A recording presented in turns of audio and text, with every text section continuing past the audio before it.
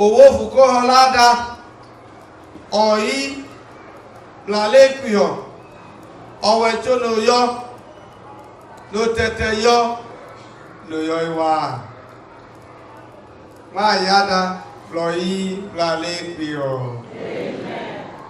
Praise the Lord. Hallelujah. Eitia. Aloge yutulu. Ko weche konu aman acheta ipiho. Acheta lipo weche konu. Wawe. Ada. Oyi. Blale kuyo. Ewe. Na lipo weche konu. Abewe lipo weche konu wa. Eke wo weche tan. Onyonya iwa kejo nle. Ayakuwa n'ụwa ewe ejo nle oteke ka ake wo weche ko elanya ida go na ina okoto college aloga jo cheji nwanu gaja je glan chai odale da lo a aloga ka ngalo ka lu cho ha ko Okala duna noga kanti alo hoki abalo to plan ekeng meno lagla holi gumali ando li gumali gabi de holi dumoga ege no honya ana nyolo nya le wole ya ano nyoi okonu hudene enobunuka enobu me eko na we pe ya nuwo na okula je lugulugu nuwo gbo ge tia eyiba o ma to kagla onyo ige keche no bunu o ige keche adanu adami pe na we pele ke no hobi ohogwa o to teglan abodo to teglan ma odadu no ikale ikwadan mboda na danu done angbene odadu no ikale ikwenenu mboda nenenu le koka ekonu wepe for example nne grana jila ekona obrosho na baya ikuku babana ekalo to pala uko ye inu ngote no ya ble ko leta koduna nuje eko jomba ko leta koduna nuje ale kanga no leta nu ke he ani anu bota he a ori keje no ke kajuma there is no way naga to kala da granta unge na no aboge rukuo except mbeko nene nuye inada nuye igbo kelo kagunu ku okahi mada no wona megenya no le amegenya no le ya angbene amange na wonu wo ya je ku ni mada kan o ma woda na no ga kan je biya la na nkela nya nwaji aja ko nyonye no le po aga ko oda na mi won block chanche a ajola na lo block a ọjà olóńgbì ìwù náà ọlọ́ọ̀gẹ́ tún yọ̀ ọ̀gbọ̀n ẹ̀gẹ́ lóhùn máa ọ̀kà kú kọ́ àjọlá lọ́họ́ ló ń lọ ọjà àlìtánìtó àdẹ́gẹ̀nàkọ́ àlìtánìtó àlìtẹ́gẹ̀nàkọ́ ọ̀làdún ànọ̀gá kà ń tẹ̀ pẹ́mẹ́lẹ́ ìgbóná ànọ̀gá kàbọ̀ ànọ̀gá lànà ọ̀yọ́ yìí ànọ̀gá lè yọ̀ yà líkà àjẹta olùbọ̀wẹ̀ tí ó kpónú apodúgẹ̀ nánà lọ́mà pọ́ńchẹ̀. Praise the Lord. Halalibuka loge itulu ka cheta lo ipo weche konu odo idago lo fidago do repete igure halo nchia kalo te imo ka wecho na chekelo na Christian egbeba ke wa weche konu amane wa cheta unlike ego wecho na to Peter bogegba onyonyeli abonwa enya wali epo aleto lo guteko ele to chefu aleto oto ile afolumo onyonyeli na bonu eye angbene ele to chefu egri chepa anjelu aleku oha elopo bala enya na gegbe la mudu tete a ena to ku ka de pala mo lo du na de so elo onyonyeli nu ga bonu benkele Johan was an individual God. Johan wa ke wo ka bo wa. Ga jo igun la yenu. Ele ba na num la egri no. Ele ba na but make a lawyer but they will go. Odo na ku pegba na wa dudu ye. Atida hi yo tene aka apostle hataje. And ye yo chehi wa dudu wela. Jesus ka le pokwa ku jo na igbene, o du Thomas ka. Aka mi lada mabula no, nkoluma olodia olada ma ene. Abena ata abuko. To have seen me is to have seen the Father. That is ewe ta akwoche mai pejeduama. O black ya o pitebo na le ma age mo ha enya wa dudu yukle ko motonyo ye kelie ada oyi na le pio ewe ipo che kolu. Praise the Lord. Uchulu na loge ya cheta ipe honya owe chuada owe na lobile chualeka owe chuada woyona aba agebeleka Uchu yona goda duge chema anu yona gada ntigi huduma delo lolege gai gunu bijawa gele iko dadulo chuya uchu ada uyona oto nyekenyo cheta. Oh, Christ is a redeemer. Ona nolejua na no chochikia ada uyona oi wohonyeta Alekio woyapio. Elana Jesus wa lo te ipe oke ko kla che chokla ko oyo yelu kla boyu. Ada yona. Otoda no bile yona u Christ oyinu. Oyo na do la boyu. Otanu ya. Ano ouko oka enkoga oko no hokelaka enyakoga u Christ oyinu. Oh, no, okay, go here, Lord, I do the ya. Wale but don't okay, BJ, you cannot lay ya. So, Father is the creator, Jesus the redeemer, Spirit the sanctifier. Ewe ta on your yellow boy, a man, eketa puti one. Praise the Lord. Ipole no honya, or when I no be the judge, a tano ipi hoa. Oh, when I went to a boy who no check on him, my full go down and teach the town of Cocagan. Make when you have a jada to Yona, or you will hold your tongue, and let you watch a lawyer to Tiwa. At the town of Banya, I don't do a when you are beginning to allow a member when they be the way Giano. I let people back up by a year or go with a hilly or Coquerale blocker. Our cannot say Agliano. Praise the Lord. Hello, Glola.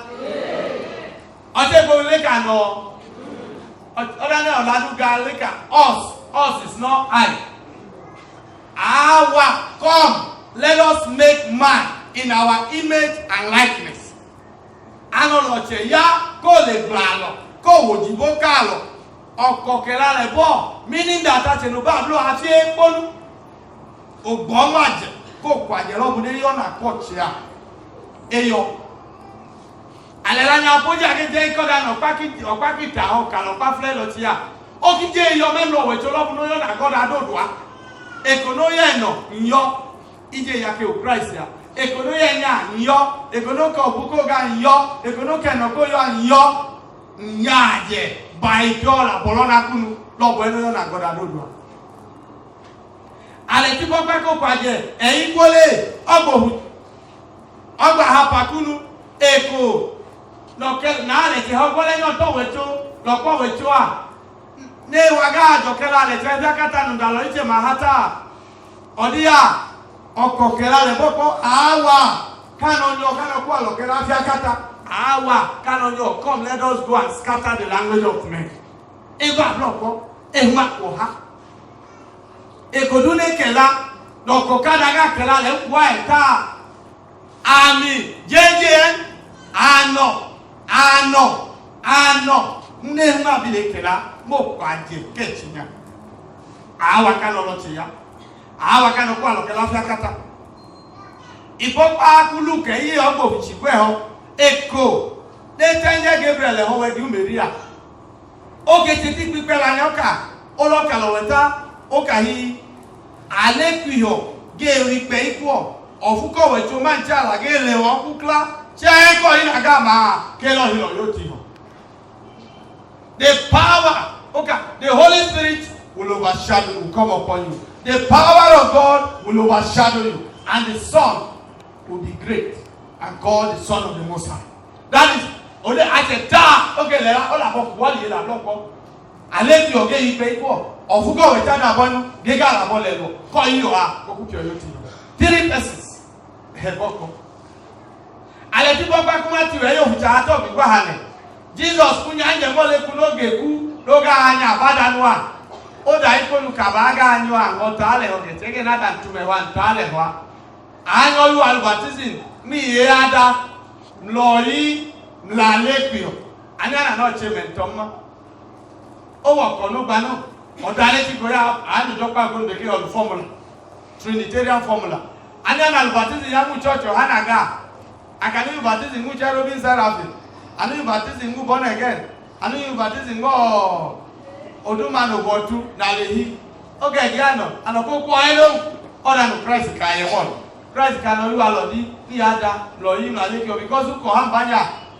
And then you are making Jesus in there. In Jesus' name, but in no more of him, in Jesus' name, I got another coupon. Because of Christ, Christ, I will baptizing me, Ada, Loyi, Mlalekwi. Because they were that on your new Akeluclonoya. And the people of Paul, Pajaku Philippi, Philippians, Paul, Pajaku Philippi. I couldn't don't learn or cho Amano Kajede Kanulo to don't learn. His faith was divine, but he never claimed equality with God. I couldn't don't learn or cho. I know part and tell equal substance with the Father. Co-equal. I know Adam don't learn. Day. All I know your china. Why do you want? Ama.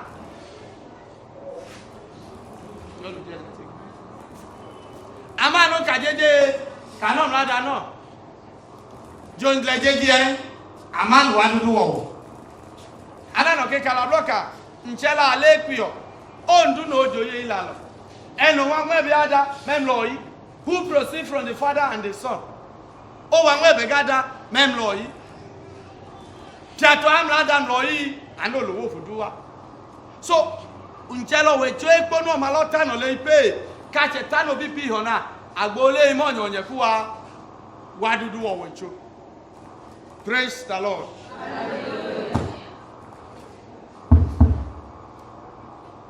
Opa itaneje la lo nche ya. Mo pa kita. O da lo kije yo mem lo wecho lo be lo ye nche ya. Opa you gospel Jesus daloka. Aleku yoge wa galela le wa ta ipe enu no je mebegu ma no ga da o ga kola du ga bo inu ken na wi no eye aman ode ponu lo wa ga ka oda no te wa ga ka enu we pima no ga je ma no. Praise the Lord. Hallelujah. Enu kele a ke wi adanne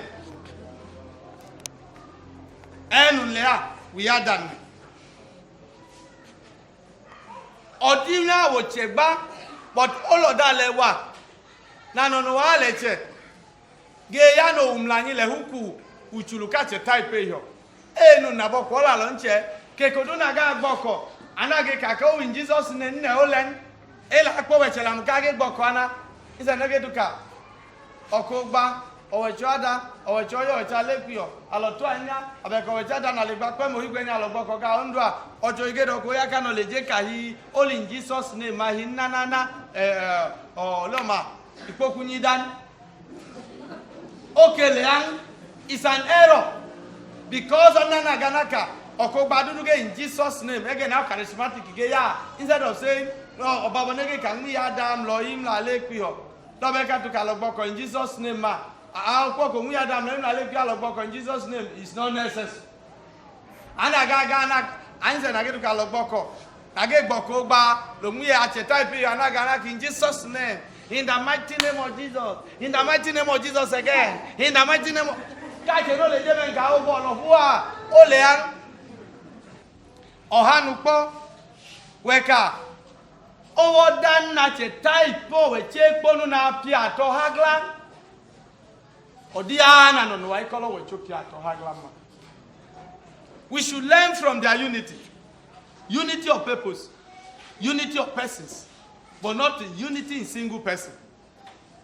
Abanoga pi ato ha o pe kanom na ku pi ato ha kale ko ma ale ki jeni ale ku moni kale ku jonge nne no amana lo pi ato ha kai odadu no ge bi alolo to anolo po bonu alo ji alo kalo we po alo ji alo kalo jonle ochedumo nyinu ta hebonu ochedumo nyinu ta chache achetano banya Jesus get to cook and in ache malaya am no hu we choke ya but okay kan o kan manye begada me anu tu me howa manye ginwe Bible ke dalo ke jonle abano ti kotinu wajele aboku inu tu ajada nu ke liye mpeje lo ye no fie na le hibobu in Jesus name ma o lege na hi na o pe kaga hi nu nkano ngbela ka je ho ma yo tu kano hunu o lege na hi agboko ipoko gba through Christ our Lord the church geka but o ma tu kan so adanu liye mpeje lo ye no fie aleku ono honya no ke le uklo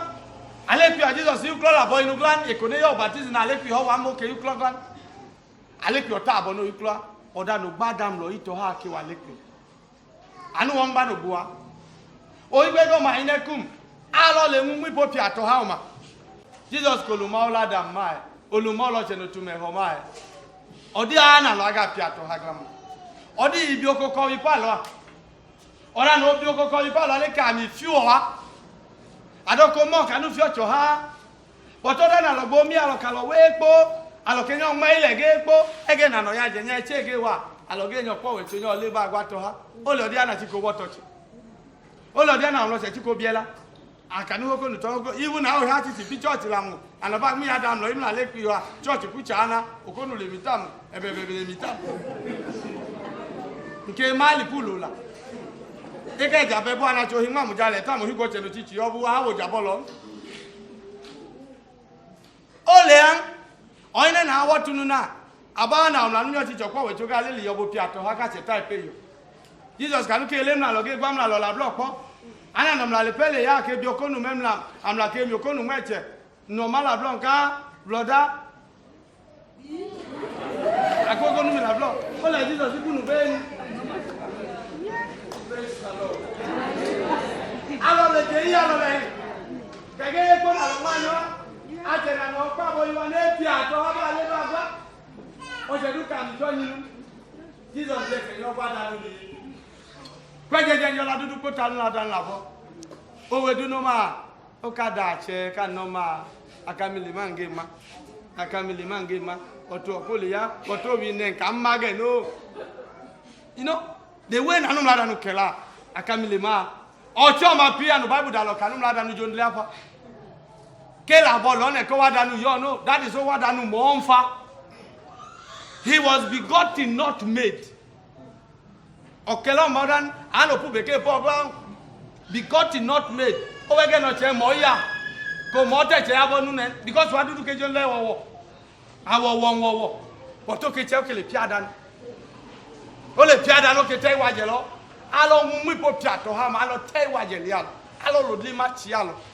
yu fi o we cho alo yo do papa kalo pa bo a che type yo alo je gala che type yo ko gi po ye kalo ke ma fo we la ege de piato ha gla wo am lo che jon la chola lo kaga ba le pa ohuru ge bupun oba ko to le pa abogon but iwa e wo ba ko teta e ke ti se de ponu we should learn from them